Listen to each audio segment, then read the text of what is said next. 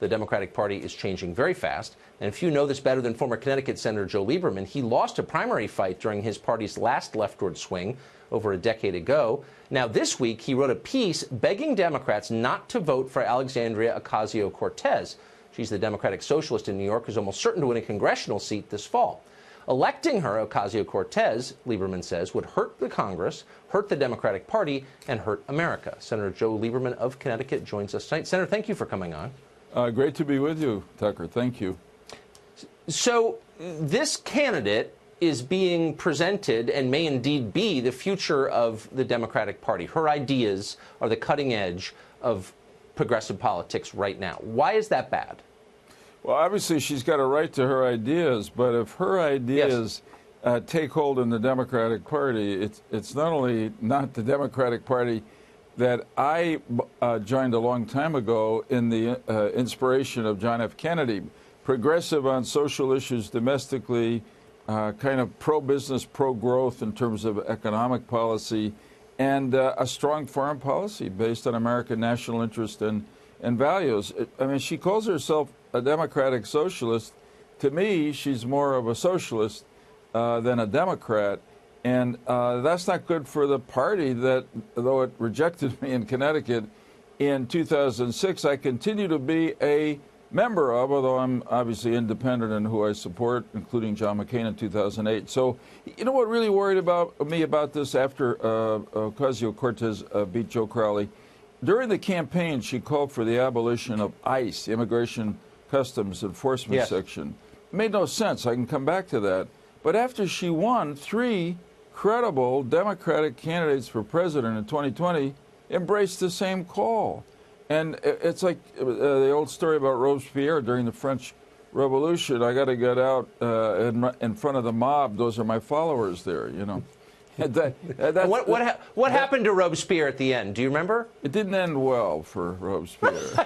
So that's kind of the question I wanted to ask you. So I think you could have a real debate on all of these issues, but the one that you just highlighted, abolishing ICE, deeply unpopular with the public. It's going to be hard to win a campaign on that issue.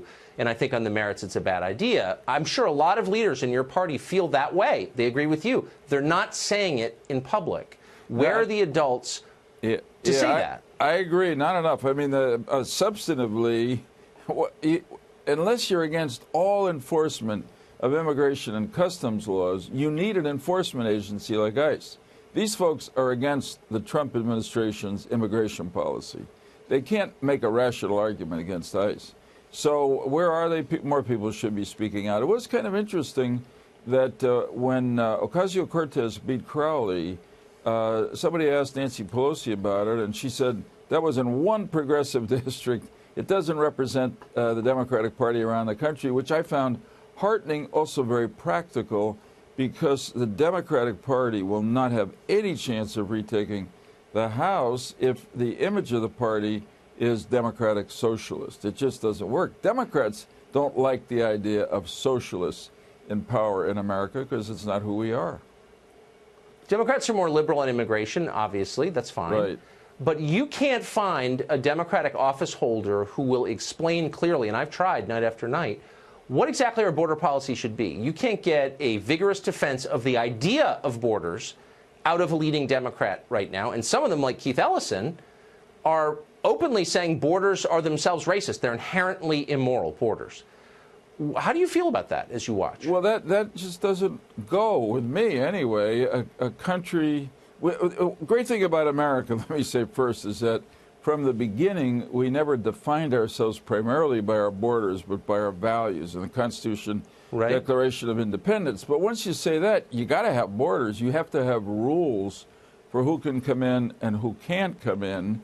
I happen to be generally positive about immigration and what it does and has done for our country and can still do, but not just open the borders and say anybody can come in. That's a country without rules, and we are a country of laws. So that's the kind of policy that's never going to make it in America, even though most Americans, I think, have a generally favorable attitude toward new Americans who are immigrants.